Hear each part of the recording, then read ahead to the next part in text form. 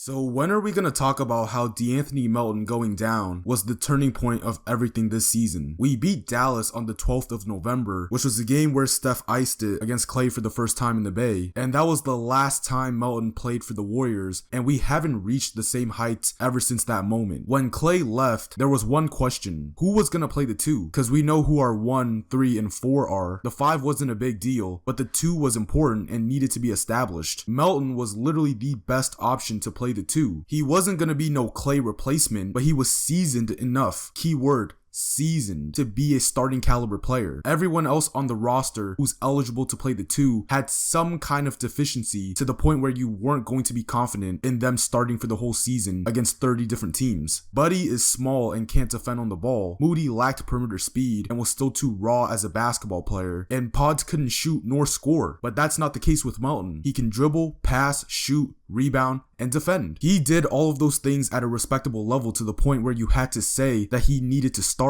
I made a whole video campaigning for this man to be in the starting lineup and explained why. But for some reason, till this day, I still don't understand why Steve Kerr elected to play a Steph, Wiggins, JK, Draymond, and TJD lineup to start the season. This made no sense because Kerr has never played this lineup all preseason. It didn't even make sense tactically and fit-wise. It wasn't until when Kerr put Melton in the starting lineup against the OKC Thunder, and that's when everything clicked. And even when he was in the bench unit, he could play and fulfill his role as well. He worked well with Pods as the point guard, and him being the 2 guard, he was converting spotted possessions as a solid secondary ball handler. I thought the idea was clear that Melton needed to play the starting 2 guard, and Steve Kerr just completely overlooked it. However, one of the biggest reasons why losing him sucked was because of his legitimate two-way impact. Post-injury, Klay was just not the defender that he once was, and it was hurting the Warriors' defense. You add the fact that he was trying to force himself into being the second option, and everything just went bad for him. But even though Melton was not the type of player offensively as Klay for the Warriors, the defensive presence was much more apparent compared to Klay. Melton was a lanky 2 guard, and I'm talking about he was lanky to the point where he got long arms. He's listed as 6'3", 6'4", but he's got like a 6'8" or 6'9" wingspan. He's a defensive disruptor. He's the type of guy that can rack up 2, 3, and maybe even 4 steals a game. I think he had like 7 steals or something in Philly, right? He also had great perimeter foot speed. The biggest issue with the Warriors defense was that the backcourt had little size and defensive presence. Melton brought that to the Warriors. It allowed the Warriors to better hide Steph away from the ball. The pairing of him and Wiggins as a defensive duo was elite and probably would have ended up being one of the best, or probably arguably the best. That's how good they were. 2 guys that can truly defend at the POA and chase guys off screens and had the length to contest shots. Pair that up with Draymond and you can easily understand why the Warriors were such a great defense at the beginning of the season. And both of those guys were elite spot-up shooters. We obviously know that about Wiggs, but Melton was a guy that was capable of shooting like 37 to 40% on catch-and-shoot jumpers. That's good enough to live up to the 3-and-D title. He wasn't exactly a great shooter off the move, which is why I keep referencing that he's not no Klay replacement, but he understood how to shoot and score off the ball. If they run a drag screen, if he's in the corner, he knows he's gonna have to shake to give the ball handler a clear angle to pass. If somebody drives baseline, he knows to drift to the corner so then he could have a clear pass to shoot the ball. Or if he's at the 45, he knows he needs to cut to the basket. He possessed great IQ and an ability to play in the Warriors system. That's why when you think about it now, the Dennis Schroeder trade ultimately had diminishing returns because Dennis was much smaller than Melton. Dennis is a great defender too, and he competes just as well as Melton, but he was 6'1". And another thing was that he was a worse off-ball player. Once Dennis gave the ball up, he never moved without the ball, nor was he somebody that can really shoot off the move, and he had a slow release. Now, I'm not gonna lie, even though Melton was great for us in the small sample size, his health did look concerning. After Steph rolled his ankle against the Clippers in the 3rd game of the season, Melton was ruled out for like 5 games in a row. Now, historically, the Warriors training staff has been extra careful when it comes to managing the team's health. However, for a guy like Melton who hasn't had the reputation of being healthy for an entire season, I don't think it's wrong to assume that he probably wasn't as healthy as he thought, because it wasn't like he sustained a noticeable injury during the Clippers game and then all of a sudden Anthony Slater reported that he's out. And I'm gonna guess that if he's still on our team and wasn't injured, he probably was going to play around 50 to maybe 60 games this season. Some of them probably would have been load management and some would have been small injuries, because if you're gonna have a guy like him on your team where he possesses a ton of great value, you kind of have to preserve him, especially come playoff time. But can you just imagine if we still had De'Anthony Melton? A lineup of Steph, Melton, Kuminga, Jimmy, and Draymond would hit so hard, it actually hurts to think about right now, because the Warriors can make small ball work.